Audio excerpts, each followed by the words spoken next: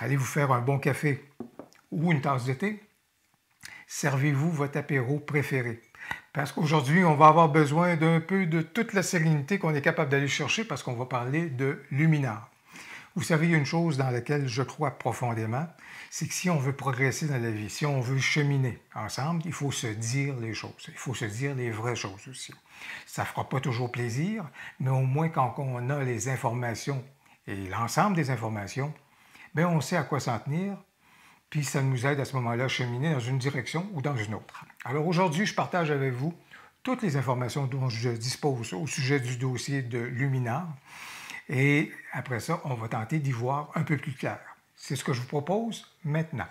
Bonjour, mon nom est Louis Lavoie, je suis l'auteur du blog et de la chaîne fairedelaBellePhoto.com, une chaîne qui s'applique à partager avec vous des trucs, des conseils, des astuces de même que des découvertes afin que vous puissiez progresser dans votre cheminement photo.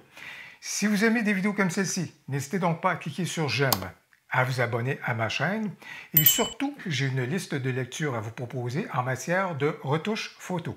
Vous avez appris récemment, je vous en ai fait part, d'autres chaînes en ont fait part, vous avez appris récemment l'espèce de volte-face de Luminar qui s'en va vers un autre produit complètement, qui est Luminar Intelligence Artificielle, donc Luminar AI ou AI, là, selon la langue, et qui à ce moment-là, comme je vous dis, dévie du parcours qu'on anticipait avec Luminar 4.3. Vous avez été plusieurs à exprimer votre frustration, vous avez exprimé votre colère, votre stupéfaction, et c'est tout à fait correct. Et je vous comprends. Ça a été une surprise. On ne l'a pas vu venir. Je vous dirai une chose. Je suis content d'avoir fait, il y a quelques mois, il y a quelques semaines, une vidéo où est-ce que j'ai partagé avec vous les 3 choses que j'aime le plus de Luminar et les 3 choses que j'aime le moins de Luminar. Et la chose que j'aimais le moins de Luminar, et ce n'était pas une prémonition, ce n'était pas quelque chose que je voyais venir, mais c'est quelque chose qui mérite et qui méritait énormément quand j'ai fait la vidéo, c'était le fait que Luminar m'apparaissait toujours comme une œuvre inachevée. Ou encore, comme je l'ai exprimé dans la vidéo, et je reprends mes mots, mot pour mot, c'était comme si Luminar cherchait à courir alors que le logiciel n'avait pas encore appris à marcher. Il y avait trop de bouts de ficelle qui n'étaient pas attachés. Trop de trucs incomplets. Évidemment, on peut penser à la bibliothèque qui était là, des trucs du genre, mais les outils de correction, c'est pas encore arrivé, puis des trucs du genre. Ceci étant, d'un point de vue marketing, je pouvais comprendre que Skyler me disait, ben, dans le fond, j'aime mieux, avec les ressources que j'ai, aller et déployer des trucs qui sont spectaculaires. On peut changer le ciel en 2-3 clics, pif, pif, pif, des choses comme ça. Ça fait vendre des copies du logiciel. Ça c'est winner et ça va faire vendre. Mais arriver et dire, ah, j'ai bonifié les outils de correction, maintenant vous êtes en mesure de mettre vos mots-clés dans la bibliothèque, puis des trucs du genre, avouons que notre réaction aurait été, on n'en attendait pas moins. Parce que c'était supposé, c'est ça qu'on veut avoir de la part d'un logiciel. On n'en attendait pas moins, mais ça ne fait pas vendre de copies. Ce pas des éléments qui ont le côté spectaculaire de la mise en marché ou qui viennent aider la mise en marché du logiciel ou qui font vendre des copies.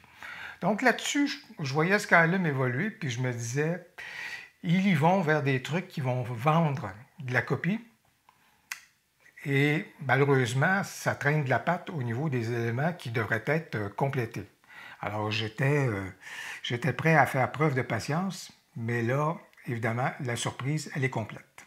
Je vais revenir à mes notes, j'en ai plusieurs, parce qu'il y a vraiment, les informations, je veux vous les dire comme elles sont. Mais il y a une chose, par exemple, ça m'a amené à réfléchir beaucoup cette situation-là sur des situations dans le domaine de la photo qu'on a connues par le passé, chez d'autres manufacturiers, des trucs du genre, qui nous ont réservé de mauvaises surprises, des volte-face, des trucs inattendus. Et je vais vous en nommer juste quelques-unes, juste pour dire que Skylum n'est pas le premier là, dans ce domaine-là. Et dans les commentaires, si vous connaissez d'autres situations qui sont survenues similaires, je vous dirais, des espèces de volte-face qui nous laissent désarçonner, ben, vous les ajouterez dans les commentaires, j'ai bien hâte de vous lire. Mais par exemple, une qui me vient à l'esprit, Minolta. Ah, pendant des années, ceux qui étaient détenteurs d'équipements Minolta, Puis Minolta, qui à partir de 2006 a dit « Désolé, moi je ne continue pas dans le numérique, là, cette aventure-là ne m'intéresse pas ». Et puis, évidemment, par contre, par la suite, on connaît la suite avec Sony, puis on sait où est-ce que c'est rendu là. Mais les gens, là, et je m'en souviens de gens qui étaient vraiment là, désemparés, ne voulaient pas se départir de leur équipement Minolta parce que c'était merveilleux, puis il y a eu des avancées extraordinaires avec Minolta. Ça, c'est un exemple. Je vous dirais, puis j'en parlais encore récemment dans une vidéo, Nick Software. 2012, fini. Nick Software, fini, là, on ne continue pas, là, c'est fini, des trucs de genre, ça a été vendu à Google, puis bon, vous connaissez un peu la suite des choses. Mais à l'époque, pour acquérir la suite de plugins de Nick Software, il en coûtait, quand j'ai regardé dans Wikipédia justement pour m'assurer de la chose, il en coûtait approximativement 500 $. 500 $, ça c'était le coût d'acquisition de Nick Software, et puis à un moment donné, ils ont dit, on n'est plus là. Bien entendu, si votre système d'exploitation est toujours fonctionnel, tant mieux, Nick Software fonctionne toujours. À ce moment-là, si votre système d'exploitation est capable de l'accueillir. Et encore, si vous avez eu la sagesse de conserver vos fichiers d'installation. Parce que depuis 2012, qui n'a pas changé de système d'exploitation et qui n'a pas changé d'ordinateur? Et à partir du moment, si on n'a pas conservé nos fichiers d'installation et que le logiciel n'est plus est difficilement accessible, si vous voulez, si on n'est plus capable de retracer les 10 fichiers d'installation, eh bien, ça fait impasse. Alors, Nick Software, ça a été quelque chose. J'en ai un troisième pour vous. Lightroom 6.14. Lightroom 6.14. Ça a été l'onde de choc totale. Ça a été le fait que Lightroom 6.14 a été la dernière licence perpétuelle, à ce moment-là, de Lightroom qu'on pouvait installer.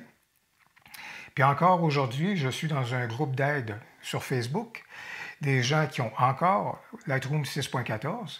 Le système d'exploitation est encore capable de faire rouler Lightroom 6.14, pas de souci. Mais les gens arrivent à peu près au rythme d'une fois ou 2 semaines. Il y a quelqu'un qui arrive et qui dit au secours, mon Lightroom 6.14 n'est pas capable d'ouvrir les fichiers de mon nouveau boîtier. Parce que le problème n'est pas au niveau de l'ordinateur, le problème est qu'au niveau des manufacturiers. Et je prends par exemple le Canon, qui est passé de son format version 1 de Camera RAW au Canon RAW, les fichiers RAW à ce moment-là. La deuxième version, CR2. Et quand CR3 est arrivé, bien à ce moment-là, les gens disaient « Au secours, mon appareil, ou pas mon appareil, mais mon logiciel n'est pas capable d'ouvrir Camera RAW 3 ou Canon RAW 3. » Alors, si on n'a pas des soucis d'un côté, on va avoir des soucis de l'autre côté. Donc, à ce moment-là, vous vous souvenez de l'onde de choc quand le modèle d'Adobe a basculé. Ça aussi, ça a été une volte-face qui a créé un cataclysme. Puis, un autre élément que je vous dirais qui est en train de se produire, ou qui va se produire, ou peut-être ne se produira pas, mais quand je regarde ça ici, ça c'est mon Canon M50. Et si vous parcourez les rumeurs au sujet de Canon, alors vers quoi est-ce que Canon chemine au niveau de ses capteurs APS-C, ces petits capteurs? Est-ce que je les fais converger vers la monture M? Ou bien je commence à produire des petits capteurs avec la monture RF. Il est fort possible que ça aille du côté du RF. Alors, qu'est-ce qui va advenir à ce moment-là de ceux qui, comme moi, ont fait l'acquisition d'un boîtier à ce moment-là avec la monture M, d'autant plus qu'on sait qu'il y a très peu d'objectifs pour la monture M. Alors, ça aussi, ça peut être une volte-face de Canon qui va laisser quelques-uns parmi nous un peu... Autrement dit, Skylum n'est pas la première compagnie donc à opérer une certaine volte-face. Pour que vous ayez les informations les plus justes, je vais vous lire certains passages d'un post, d'une publication que le président de Skylum a faite à l'intérieur d'une des communautés, donc sur le site de Skylum. Il y a un site de support, là, donc à Luminar. Et je vous dirais que vous retrouvez là vraiment les intentions véritables et ce vers quoi se dirige donc Skylum et Luminar. Et je vous dirais aussi qu'il y a un mea culpa extrêmement révélateur, je vous dirais, que le président fait, la façon à ce moment-là que les choses ont opéré jusqu'à maintenant. Alors, je mets le lien dans le descriptif de la vidéo vers cette publication-là du président. Vous pourrez en prendre connaissance par vous-même. Je vous le montre également à l'écran, certains passages, si vous voulez, de cette publication-là. Je vais la traduire en français, mais je vais relever certains passages. En général, et je vais résumer le début, il répondait à un internaute qui lui disait les avancées au niveau des données IPTC ou EXIF, là, ça n'avance pas du tout depuis un bon bout de temps. Qu'est-ce qui se passe avec ce truc-là? Et de lui répondre à ce moment-là que ça faisait vraiment partie des discussions de façon hebdomadaire au niveau de cet élément-là. Mais voici des éléments qui sont très révélateurs dans son propos à ce moment-là.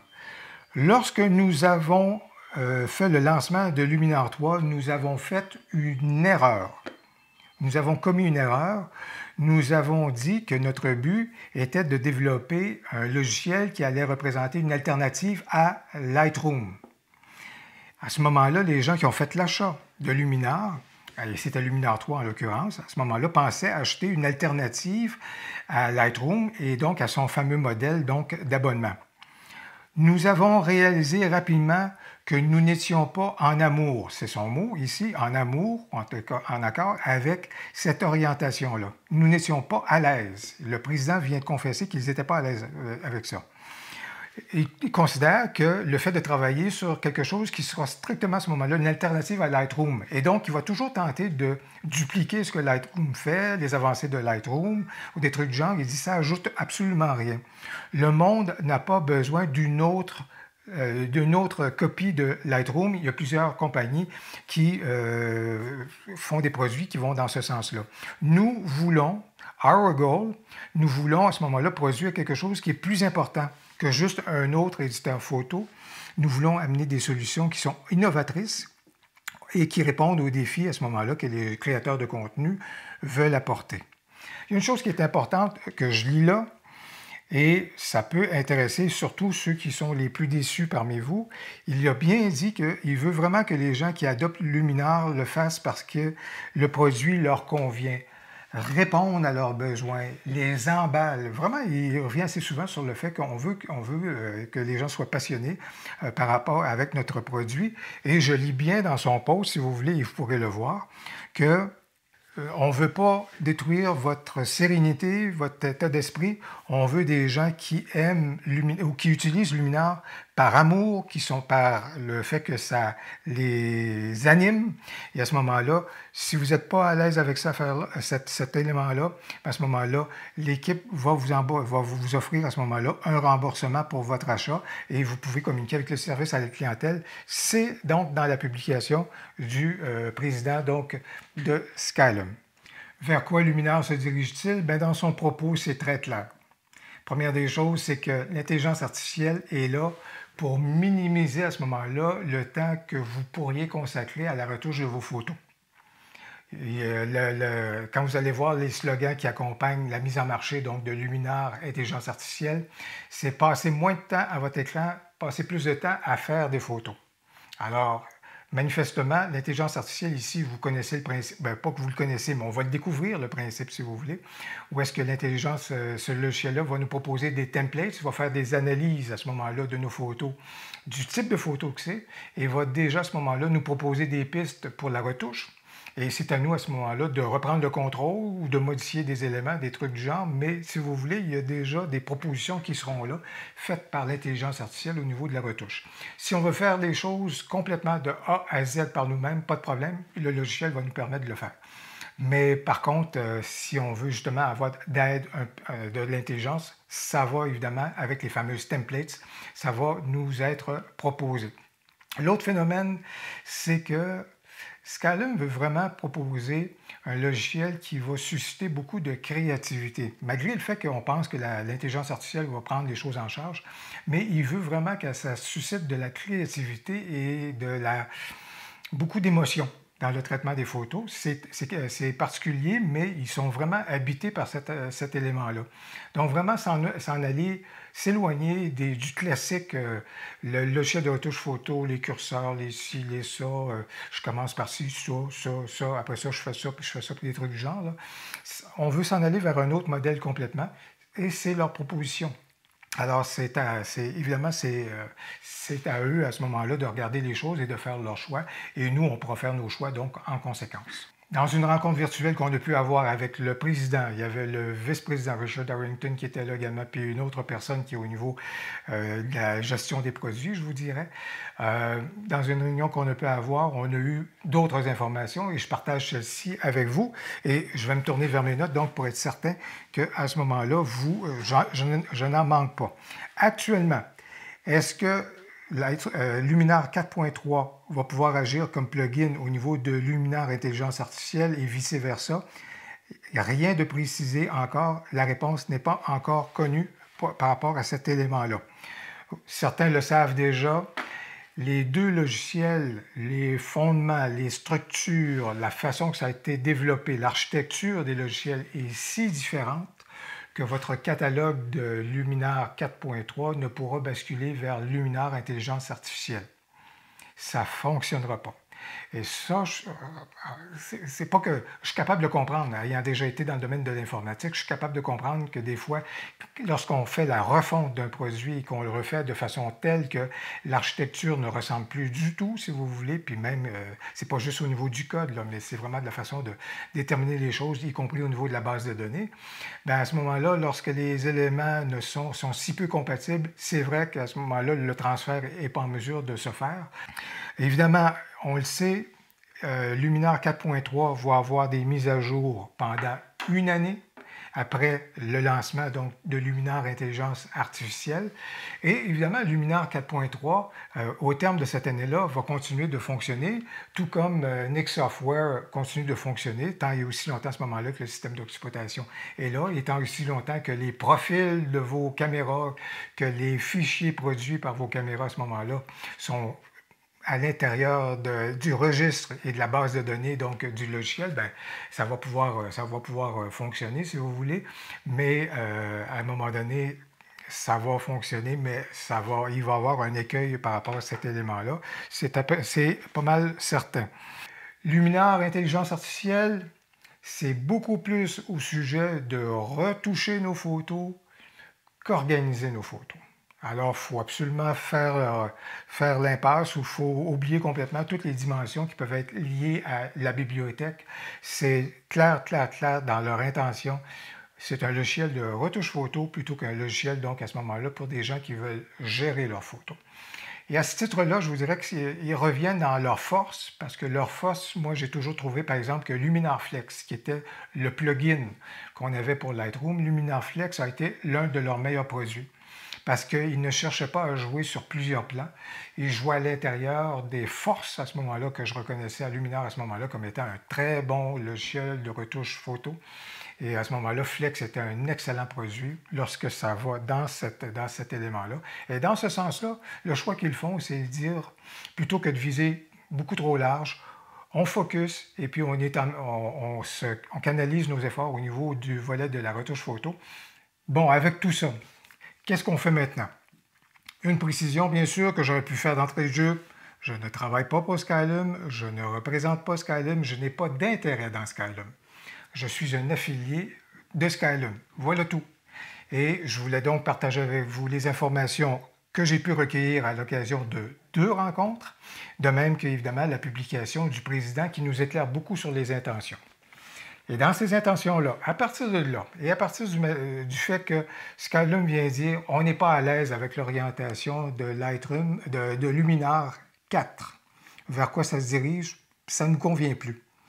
On ne se reconnaît plus dans cette création-là, dans ce logiciel-là, et on s'en va ailleurs avec ce que je vous ai précisé au niveau de l'intelligence artificielle, oui, mais avec une façon alternative à ce moment-là d'amener le processus de retouche photo. À partir du moment que c'est là qu'ils veulent aller. Qu'est-ce qu'on peut y faire? Ce n'est pas notre logiciel, ce n'est pas notre créature, nous, on ne fait pas partie des actionnaires non plus. Il faut se résoudre au fait que ça s'en va dans une autre direction. À nous comme consommateur à ce moment-là, de regarder la direction que ça va aller puis de voir si ça nous convient ou pas du tout. Il y en a plusieurs parmi vous qui sont sages puis qui viennent dire quand on aura une version d'essai, on regardera ça puis on fera nos choix à partir de là.